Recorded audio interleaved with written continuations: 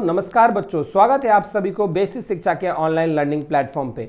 मैं आप सभी के एग्रीकल्चर मेंटर सितेश सर आज की इस वीडियो में बहुत ही इंपॉर्टेंट बात करने वाला हूं, यानी कि CUET 2022 जो यूजी एंट्रेंस के लिए होने वाला था उसी का सिलेबस पे बात करने वाले हैं। जैसे कि आप लोगों को सारे सब्जेक्ट्स में NCERT जो है 12th पे बेस्ड आपका सिलेबस होगा, इस तरह से रिलीज कर दी गई थी, लेकिन एग्रीकल्चर के सिलेबस में जो है बच्चों के अंदर बहुत सारे डिलेमा थी बच्चों, ठीक है।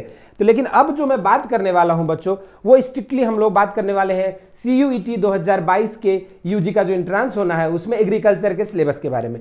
तो आप लोग जो यहाँ पे देख लीजिए cuet.samarth.ac.in पे आपको क्या करना है बच्चों, लॉग इन करना है। उस पर आपको गूगल क्रोम में जाना है, फिर आपको जो है कुछ इस तरह का आपका एक पेज आएगा, ठीक है। इस पेज में बच्चों आपको क्या करना है, सिलेबस वाले सेक्शन में जाने होंगे और सिलेबस के बाद बच्चों यहाँ पे आपको जो है सिलेबस को व्यू करना है, ठीक।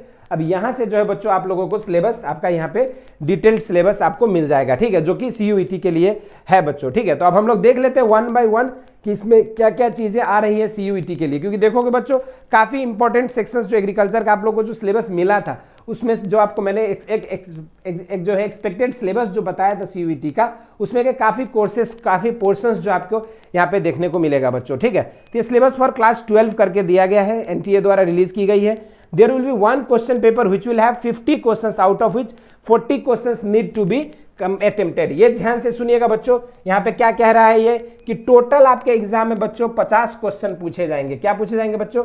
टोटल आपके एग्जाम में जो है 50 क्वेश्चन पूछा जाएगा, जिसमें से आपको बच्चों कितने क्वेश्चंस करने होंगे? 40 क्वेश्चंस अटेम्प्ट करने हैं। 50 questions out of which 40 questions need to be attempted. इस चीज को ध्यान दीजिएगा, ठीक है। टोटल 50 क्वेश्चंस रहेंगे।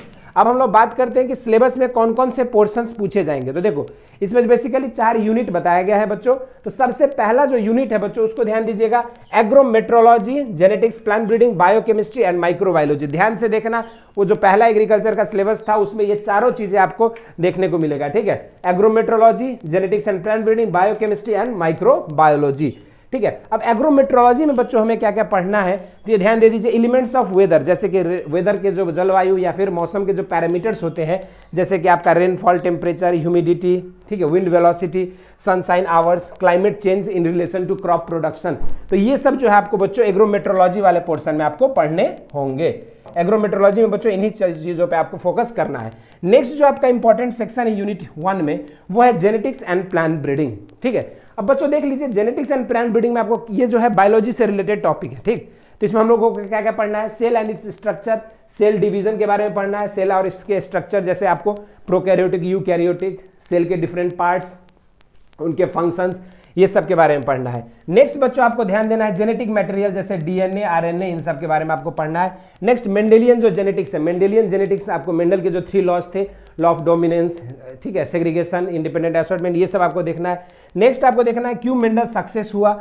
कुल मिला के ये जो पूरा चीजें हैं आपको, वही जो 12th का जो आपका जेनेटिक्स है, प्रिंसिपल ऑफ इनहेरिटेंस और मॉलिक्यूलर बेसिस ऑफ इनहेरिटेंस, ये उसी के कॉम्बिनेशन पे जो है आपका ये पूरा दिया गया है, ठीक है। प्लांट बायोटेक्नोलॉजी आपको पढ़ना है, role of genetics in plant breeding क्या होता है, ठीक है, सीड्स की classification, self and cross pollinated crop, breeding methods, ये इंपॉर्टेंट होने वाला है, ठीक है, आप लोगों के लिए, ठीक है। नेक्स्ट है म्यूटेशन, उत्परिवर्तन के बारे में पढ़ना है, polyploidy, tissue and cell culture के बारे में पढ़ना है, टिश्यू कल्चर के बारे में पढ़ना है।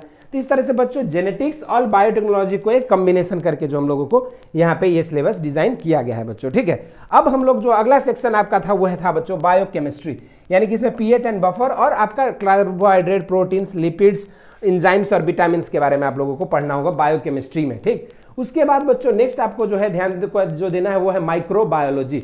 माइक्रोबायोलॉजी में बच्चों सेल स्ट्रक्चर के बारे में पढ़ना, माइक्रो ऑर्गेनिजम्स जैसे कि algae, bacteria, fungi, actinomycetes, protozoa, virus and role of micro organisms in respiration, fermentation and organic matter decomposition. इस तरह से पूरी आपको जो है माइक्रोबायोलॉजी में आपको इन माइक्रोब्स के बारे में आपको डिटेल में स्टडी करनी होगी बच्चों, ठीक। उसके बाद नेक्स्ट जो है सेक्शन है बच्चों इन यूनिट 2 जो है, उसमें बच्चों आपको पढ़ना है लाइव स्टॉक प्रोडक्शन, जिसको आप लोगों को जो है एनिमल हस्बेंड्री भी कह सकते हो। क्या कह सकते हो बच्चा?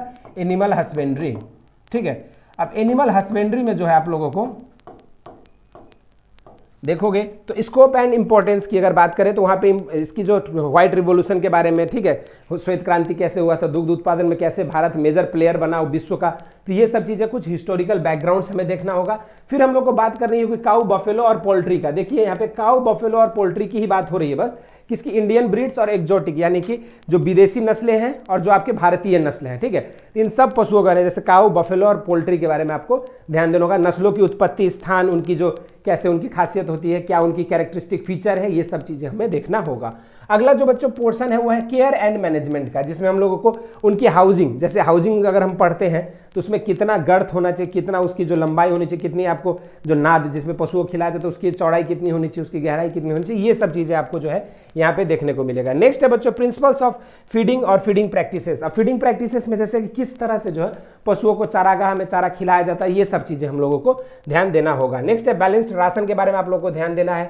नेक्स्ट बच्चों आपको मैनेजमेंट ऑफ काफ, कैसे आप करोगे, प्रेग्नेंट काफ का भोजन कैसा होना चाहिए, ठीक है, काफ का, उसके बाद बुलॉक्स का और मिल्च एनिमल्स का, चिक्स, कॉकरेल्स, लेयर्स, पोल्ट्री, इन सब में कैसे उसके भोजन के लिए। उसके बाद इसके जैसे डिजीज के बारे में भी आप लोगों को यहाँ पे पढ़ना होगा बच्चों की, कौन सी डिजीज। अब कौन सी डिजीज, तो पोल्ट्री और कैटल का जैसे rinder paste, black water, foot and mouth, mastitis, haemorrhagic septicaemia, ठीक है, कॉक्सीडियोसिस, फॉलपॉक्स, रानीखेत डिजीज, उन सभी के नियंत्रण और उनका जो लक्षण और उनका जो कारक, रोग का जो कारक है, ये सब आपको डिटेल में यहाँ पे पढ़ना होगा बच्चों, ठीक। उसके बाद नेक्स्ट जो बच्चों आप लोगों को बता रहा हूं वो है आर्टिफिशियल इंसेमिनेशन, यानी कि कृत्रिम गर्भधारण की जो प्रक्रिया है उसके बारे में, उसका रिप्रोडक्टिव ऑर्गन्स जो आपके एनिमल्स के होते हैं वो पढ़ना होगा। कलेक्शन, डाइल्यूशन और प्रिजर्वेशन ऑफ सीमेन कैसे किया जाता है।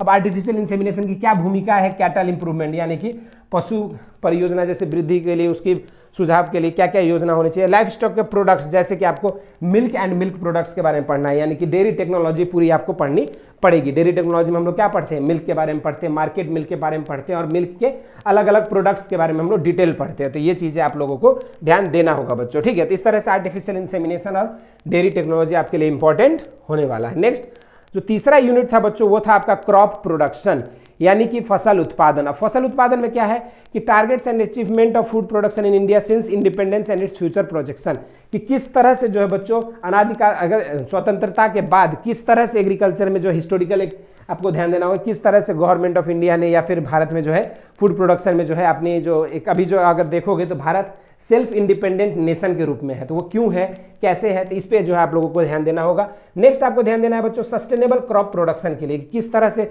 फसल का उत्पादन हो रहा है, ठीक है। नेक्स्ट है आपको classification of field crops based on their utility, यानी कि उसके उपयोगिता के आधार पर वर्गीकरण, जैसे हम लोग बात करते हैं forage crop, sugar, fibre, oil seed, pulses और सीरियल्स, इन सब फसलों की वर्गीकरण के बारे में आप लोगों को पढ़ना होगा। नेक्स्ट आपको क्या पढ़ना है बच्चों, इन सभी के एग्रो टेक्निक्स, जैसे आप यहाँ क्रॉप्स में देख रहे हो तो इसका भी क्या आपको एग्रो टेक्निक्स पूरी रूप से आपको पढ़नी होगी, ठीक है, जिसमें आपको बताया जाएगा कि seed preparation, seed treatment, time of sowing, बुआई का तरीका, जो एग्रो टेक्निक आप पढ़ते आए हो, जैसे धान में मैंने पढ़ाया है, व्हीट में पढ़ाया है, तो पूरी एग्रो टेक्निक आपको सीड बेड प्रिपरेशन से लेके हार्वेस्टिंग तक आपको ध्यान देना होगा। किनका, राइस, व्हीट, मेज, सॉर्गम, पर millet, groundnut, mustard, pigeon P, gram, sugarcane, cotton and बरसीम, सिर्फ इन्हीं चैप्टर पे जो है बेस्ट आपको ध्यान देने होंगे। देखो सिलेबस थोड़ा सा प्रिसाइज कर दिया गया, ऐसे हम लोग जो पढ़ रहे थे उसमें क्या था कि नंबर ऑफ क्रॉप्स हम लोग 30-35 क्रॉप इस तरह से पढ़ रहे थे, लेकिन अब क्या हो गया है बच्चों, आपको बस इन्हीं चुनिंदा फसलों को जो है डिटेल में अध्ययन करने हैं, ठीक। नेक्स्ट है बच्चों soil fertility, manures and fertilisers, तो ये भी आप लोगों को सॉइल साइंस में पूरी तरह से, मैंने ऑलरेडी इसकी क्लासेस ले चुका हूं मैं, ठीक है, आपको पीडीओ प्लेलिस्ट में मिल जाएगा, पूरा सॉइल साइंस का 10 से 11 लेक्चर्स में कंप्लीट कराया गया था, ठीक है। इसमें आपको soil pH, soil texture, soil structure, soil organisms, soil tilth, soil fertility, soil health, ठीक है, इसेंशियल प्लांट न्यूट्रिएंट और उनके फंक्शंस ये भी बताया हूँ, ठीक है, आप लोगों को पूरा सॉइल साइंस का तो आपको प्रीपेयर्ड पैकेज बच्चों प्लेलिस्ट में मिल जाएगा, ठीक है, जहां से एक क्वेश्चन भी बाहर से नहीं आएगा। सॉइल साइंस का ऑलरेडी कोर्स हमारी जो है हम लोग कंप्लीट करा दी गई थी, ठीक है, तो इसको आप लोग देख लीजिएगा, प्लेलिस्ट से सॉइल साइंस के सारे वीडियोज आपको मिल जाएंगे बच्चों। नेक्स्ट है बच्चों इरिगेशन एंड ड्रेनेज, अब ये भी एग्रोनॉमी का पार्ट है जिसमें हम लोग बात करते हैं फसलों में वाटर रिक्वायरमेंट क्या होनी चाहिए, सोर्सेस ऑफ इरिगेशन वाटर क्या है, कैसे सिंचाई के जो है स्रोत क्या क्या है जल के, उसके बाद कैसे सिंचाई की जाती है, शेड्यूलिंग, जैसे हम लोग बात करते हैं ना कि किसी फसल में कौन सा क्रांतिकारी अवस्था होता है सिंचाई के लिए, तो ये सब चीजें आपको यहाँ ध्यान देना होगा। नेक्स्ट वाटर रिक्वायरमेंट, उसके बाद मेथड्स ऑफ इरिगेशन, यानी कि सिंचाई के बहुत विभिन्न विधियों के बारे में आपको ध्यान देना होगा। नेक्स्ट आपको ध्यान देना होगा बच्चों वाटर शेड मैनेजमेंट के बारे में, ठीक। उसके बाद तीसरा जो आपके लिए इंपॉर्टेंट पॉइंट है वो है आपका वीड कंट्रोल।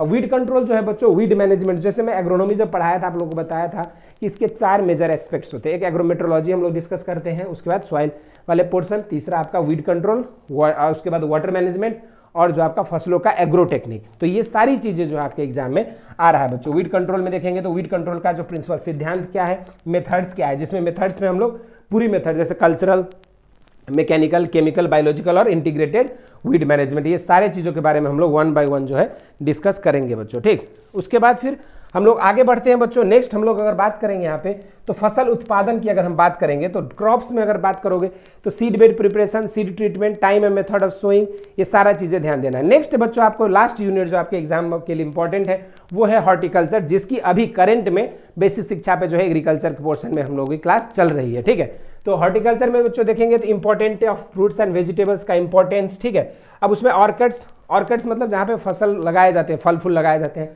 उसकी लेआउट एंड लोकेशन इस पे मैं अभी बताऊंगा आप लोगों को। ठीक है, क्लासेस में planting system, training, pruning, intercropping, protection, tree, herb, shrubs, climate, annual, perennial, इन सब के डिफिनीशंस और इनके उदाहरण आपके लिए इंपॉर्टेंट है। ठीक है बच्चों, नेक्स्ट कैसे प्रोपेगेशन होता है, इसकी विधि सबकी अलग अलग।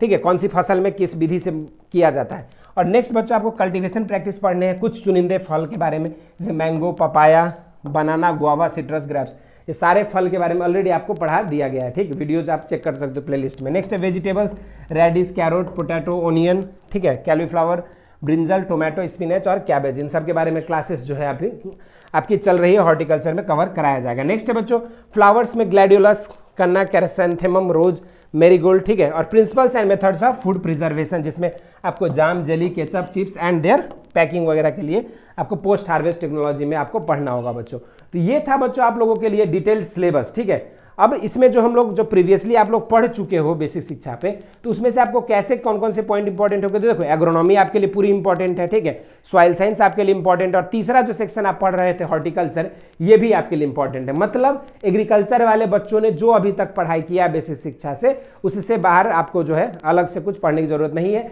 उसी में आपको थोड़ा बहुत और जो पोर्शंस बचे हुए हैं उसको कवर कराया जाएगा बच्चों। ठीक है, तो ये सिलेबस की वीडियो में हम लोग इतना ही करते हैं, फिर मिलेंगे अगली वीडियो में। तब तक के लिए सभी लोग इसको देखते रहिए, और जितने एग्रीकल्चर एस्पिरेंट्स हैं सभी तक शेयर जरूर कर दीजिएगा बच्चों, ताकि जो एग्रीकल्चर का नया अपडेटेड सिलेबस एनटीए द्वारा रिलीज की गई है उस पे जो है सारे बच्चे जो है इससे अवेयर हो सके। धन्यवाद।